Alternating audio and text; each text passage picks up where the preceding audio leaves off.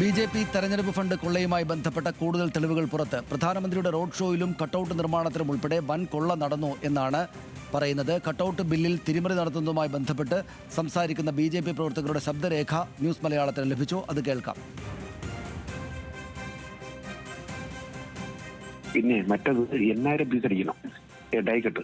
അതിൽ പാതി നമുക്കും പാതി ഇറക്കും. 8 രൂപ ഇറക്കും, 8 രൂപ നമുക്കും. 8000 പീസ് മറ്റേ ഡൈക്കട്ട് ഡൈ അല്ലാത്ത മറ്റേ സ്ക്വയർ ഇല്ലടാ. 8000 പീസ് അതായത് 10-12 ലക്ഷം രൂപ. 8 രൂപ നമുക്ക് 8 രൂപ വരും. ആ രീതിയിൽ ബില്ലിയാണേ. ഒരു മറ്റേ സ്ക്വയർ ബോർഡിന്റെ ബില്ല് റെഡി ആയിക്കോളേ. അത് അടിക്കണമെങ്കിൽ അപ്പോഴും ഞാൻ പറയും. ഇതിന്റെ ബില്ല് 3 ഇൻവോയ്സ് അന്ന് കൊടുത്താലും ഓർമ്മയുണ്ടോ? അതിൽ ഏറ്റവും കുറഞ്ഞ ഇൻവോയ്സും കൂടെ വെച്ച് റെഡിയാക്കി വയ്ക്കും. അനു VS വിവരങ്ങളുമായിട്ട് ചേർന്നു. അനു, ഇത് പ്രകടമായിട്ട് വലിയ തട്ടിപ്പാണല്ലോ. 8 രൂപ അവർക്ക്, 8 രൂപ നമുക്ക് എന്ന് ഒരു രാഷ്ട്രീയ തെരഞ്ഞെടുപ്പ് നടക്കുമ്പോൾ തെരഞ്ഞെടുപ്പിൽ ജയിക്കുക, രാഷ്ട്രീയമായിട്ട് പോരാടുക എന്നതിനേക്കാൾ അപ്പുറത്ത് സ്വന്തം നിലക്ക് പണം അടിച്ചു മാറ്റുക എന്നത് വളരെ വളരെ വ്യക്തമാകുന്നത്, അത് മനസ്സിലാക്കാനാകുന്ന ശബ്ദ സംഭാഷണമാണല്ലോ. ഇതിപ്പോൾ ആരൊക്കെ തമ്മിലാണ് സംസാരിക്കുന്നത്? മറ്റു വിവരങ്ങൾ എന്താണ്? സനീഷ്, ബി.ജെ.പി തെരഞ്ഞെടുപ്പ് ഫണ്ട് തട്ടിപ്പുമായി ബന്ധപ്പെട്ട് കൂടുതൽ വിവരങ്ങൾ പുറത്തു വരുന്നുണ്ട്. നമുക്ക് ഇതിൽ പറഞ്ഞ പോലെ ഇതിൽ ഏറ്റവും പ്രധാനപ്പെട്ട കാര്യം ഇത് ആരുടെ പേരിൽ തട്ടിപ്പെന്നുള്ളതാണ് ഏറ്റവും പ്രധാനപ്പെട്ട കാര്യം. അതായത് നിയമസഭാ തെരഞ്ഞെടുപ്പ് പ്രചാരണാർത്ഥം പ്രധാനമന്ത്രി നരേന്ദ്രമോദി വന്നപ്പോൾ അദ്ദേഹത്തിൻ്റെ കട്ടൗട്ട്, അതായത് അന്ന് നമ്മൾക്ക് ഈ 2026 ഏപ്രിൽ 4-ാം തീയതിയാണ് കരമനയിൽ നരേന്ദ്രമോദി പങ്കെടുക്കുന്ന ആ റോഡ് ഷോയിൽ മോദിയുടെ കട്ടൗട്ട് ഉണ്ട്. അത് ഇങ്ങനെ പ്രവർത്തകർ കയ്യിൽ പിടിച്ച് നിൽക്കുന്ന ആ കട്ടൗട്ടിൻ്റെ പേരിലാണ് ഈ പറയുന്ന 8 ലക്ഷം ഞങ്ങൾക്ക് 8 ലക്ഷം അവർക്കും എന്ന രീതിയിൽ തട്ടിപ്പ് നടത്തുന്ന ഓഡിയോ സന്ദേശം. ഇത് സംസാരിക്കുന്നതിൽ ഒരാൾ, അയാൾ ഈ പറയുന്ന തെരഞ്ഞെടുപ്പുമായി ബന്ധപ്പെട്ട് തട്ടിപ്പ് നടത്തി എന്ന് സംസ്ഥാന നേതൃത്വം കണ്ടെത്തുകയും ചുമതലകളിൽ നിന്ന് ഒഴിവാക്കുകയും ചെയ്ത ആളാണ്.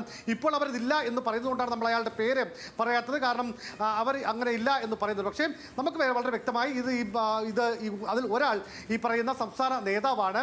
അദ്ദേഹമാണ് ഞാൻ 8 നമുക്കും 8 മറ്റവർക്കും അല്ലെങ്കിൽ അവർക്കെടുക്കാം എന്ന് വേണ്ടി പറയുന്നത്.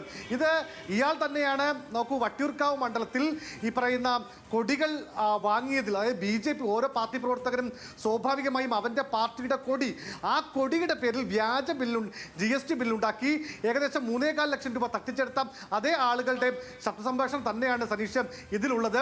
അതായത് വളരെ ഗുരുതരമായ ഓരോ ഈ പറയുന്ന തരിമ്പിലും അല്ലെങ്കിൽ ഓരോ തരിയിലും എങ്ങനെ കക്കാം എന്ന് വളരെ ഗവേഷണം നടത്തുന്ന ആളുകളുടെ ശബ്ദസംഭാഷണമാണിത്. ബി.ജെ.പിയിൽ ഇക്കഴിഞ്ഞ നിയമസഭാ തെരഞ്ഞെടുപ്പിൽ കോടികളുടെ ഒഴുക്ക് സംസ്ഥാനത്തുണ്ടായി എന്ന് കോൺഗ്രസും അതുകൂടെ തന്നെ CPIM ഉൾപ്പെടെയുള്ള മറ്റ് പാർട്ടികളൊക്കെ ആരോപിച്ചതാണ്. ആ ആരോപണങ്ങളെ സാധൂകരിക്കുന്ന അങ്ങനെ വരുന്ന പൈസയിൽ നിന്ന് വലിയൊരു ഭാഗം ഇവിടുത്തെ ഈ പറയുന്ന ചില ആളുകൾ തട്ടിയെടുത്തുകൊണ്ട് പോയതിൻ്റെ തെളിവുകളും അതുമായി ബന്ധപ്പെട്ട ആരോപണങ്ങളുമാണ് ഇപ്പോൾ പുറത്തു വരുന്നത്. സനീഷ്, അനുദിപ്പം ഇത്രയും വലിയ തട്ടിപ്പ് നടക്കുന്നു, അതിൻ്റെ വിശദാംശങ്ങളെല്ലാം ഇങ്ങനെ പുറത്തു വരികയാണ്. ഇത് വലിയ നാണക്കേട്. ഈ യഥാർത്ഥത്തിൽ ബി.ജെ.പിയോട് രാഷ്ട്രീയമായിട്ട് വലിയ ആഭിമുഖ്യമുള്ള, മനസ്സിനകത്ത് ഹൃദയത്തിൽ അവരുടെ പാർട്ടിയെ കൊണ്ടു നടക്കുന്ന രാഷ്ട്രീയ പ്രവർത്തകർ ഉണ്ടാവുമല്ലോ, രാഷ്ട്രീയ നേതാക്കൾ ഉണ്ടാവുമല്ലോ.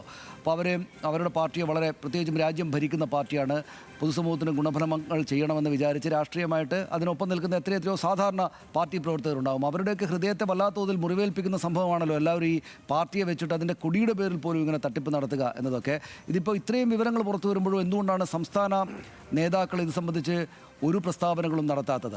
ഇത് സംബന്ധിച്ചുള്ള വിവരങ്ങൾ എന്താണ്? ഇങ്ങനെ തെറ്റ് ചെയ്ത ആളുകളെ ഞങ്ങൾ ശിക്ഷിക്കും, നടപടിയെടുക്കും എന്നൊന്നും പറയാത്തത് എന്തുകൊണ്ടാണ്? അത്തരത്തിലുള്ള പ്രതികരണങ്ങൾ വരും ദിവസങ്ങളിൽ വരാൻ സാധ്യതയുണ്ടോ?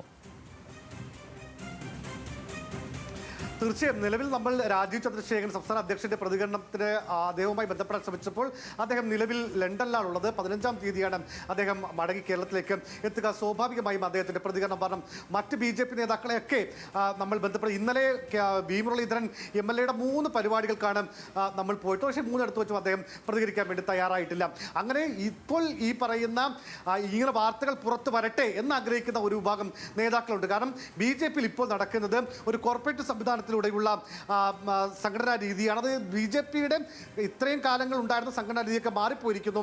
ഒരു കോർപ്പറേറ്റ് സംവിധാനമായി പാർട്ടി മാറിയിരിക്കുന്നു. അവിടെ ചില ആളുകൾ ഈ പറയുന്ന രാജീവ് ചന്ദ്രശേഖരൻ സാധാരണഗതി അദ്ദേഹം സംസ്ഥാന അധ്യക്ഷനാണെങ്കിലും ദൈനംദിനമായി സംഘടനാ പ്രവർത്തനങ്ങളിൽ അദ്ദേഹത്തിന് ഇടപെടാൻ വേണ്ടി കഴിയുന്നതിന് അദ്ദേഹം പല യാത്രകളിലുമായിരിക്കും. അപ്പോൾ അവിടെ ഇടപെടുന്ന ചില ആളുകൾ വലിയ തരത്തിലുള്ള വെട്ടിപ്പും തട്ടിപ്പും ഈ പാർട്ടിയിൽ നടത്തുന്നുണ്ട്. അതൊക്കെ പുറത്ത് വരട്ടെ. ബി.ജെ.പി നേതാക്കളുമായി നമ്മൾ ബന്ധപ്പെടുമ്പോൾ അവർ പറയുന്നത് അവർ അന്വേഷിച്ചു, അതിനുശേഷം ചുമതലയിൽ നിന്ന് മാറ്റി നിർത്തിയിരിക്കുന്നു എന്നാണ് ഇപ്പോൾ പറയുന്നത്. പക്ഷേ അങ്ങനെയല്ല വേണ്ടത്. സമഗ്രമായ അന്വേഷണം നടക്കണം, കർശനമായ നടപടിയെടുക്കണം. അത് ജനങ്ങളെയും പാർട്ടി പ്രവർത്തകരെയും ബോധ്യപ്പെടുത്തണം. നമുക്കറിയാം, കഴിഞ്ഞ ദിവസം രാജീവ് ചന്ദ്രശേഖരന്റെ പേരിൽ അദ്ദേഹത്തിന്റെ ഒരു വാർത്താക്കുറിപ്പ് വന്നിരുന്നു. ഇതെല്ലാം ഇങ്ങനെ വാർത്തകൾ ഉണ്ട്, ഫണ്ട് തട്ടിപ്പ് ഉണ്ടായിട്ടില്ല എന്ന് പറഞ്ഞിട്ട് അതിന്റെ ഏറ്റവും അവസാനത്തെ പാരഗ്രാഫുകളിൽ ഒന്നിൽ പറയുന്നത് ഇങ്ങനെയാണ്. അതായത് BJP പാർട്ടിയെ സംബന്ധിച്ച് അതിന്റെ സംഘടനാപരമായ കാര്യങ്ങൾ ചില ആളുകൾക്ക് നടപടി എടുക്കാനും ഒക്കെയുള്ള സ്വാതന്ത്ര്യം ഞങ്ങൾക്കുണ്ട്. അത് ജനങ്ങളെയോ മാധ്യമങ്ങളെയോ അറിയിക്കേണ്ടതില്ല എന്നാണ് അദ്ദേഹം പറയുന്നത്. പക്ഷേ ഒരു കാര്യം മനസ്സിലാക്കേണ്ടത്, ഈ ജനങ്ങളുടെ വോട്ട് കൂടെ നേടിയിട്ടുണ്ടാണ് ഈ പറയുന്നത്, അല്ലെങ്കിൽ അവരുടെ കയ്യിൽ നിന്ന് പണം പിരിച്ചുകൊണ്ടാണ് പാർട്ടി ഫണ്ട് ഉണ്ടാക്കുന്നത്. നമുക്കറിയാം, അത് എല്ലാ രാഷ്ട്രീയ പാർട്ടികളും ജനങ്ങളിൽ നിന്ന് പണം പിരിക്കാറുണ്ട്.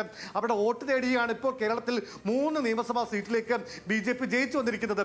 ആ ഒരു വിജയത്തിന്റെ, കേരളത്തിൽ BJPയുടെ ഏറ്റവും വലിയ മിന്നുന്ന ഒരു ജയം, ആ ജയത്തിന്റെ എല്ലാ ശോഭയും കെടുത്തുന്ന അങ്ങയുടെ നാണം കെട്ട ഫണ്ട് വെട്ടിപ്പിന്റെ തെളിവുകളും ആരോപണങ്ങളുമാണ് ഇപ്പോൾ ഈ പാർട്ടിയിൽ നിന്ന് പുറത്തേക്ക് വരുന്നത്. സനീഷ്. ശരി അനു, ഞാൻ തിരിച്ചു വരാം. ഈ അങ്ങേയറ്റം നാണം കെട്ടത് എന്ന് പറയാവുന്ന നിലക്കുള്ള അങ്ങേയറ്റം ശരിയല്ലാത്ത തട്ടിപ്പുകളുടെ കഥയാണ് BJPയുമായി ബന്ധപ്പെട്ട് വരുന്നതെന്ന് പറഞ്ഞാൽ BJP പ്രവർത്തകർക്കും അനുഭാവികൾക്കും പോലും എതിരഭിപ്രായം ഉണ്ടാവുകയില്ല.